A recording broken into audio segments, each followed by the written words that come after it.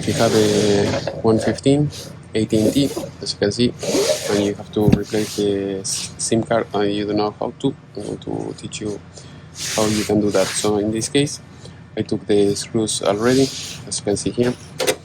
So you took this, you take this out, you have to unscrew it because of course you have the two antennas here. You take them out, you unscrew them in, and then you pull this out, as you can see here, and then you pull this out, and then here you have the SIM card.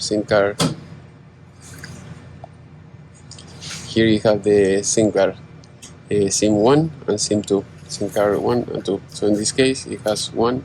Just take the SIM card out, put the new one in, and then all you have to do, put this back, put this the cover back, as you can see here, and then you put the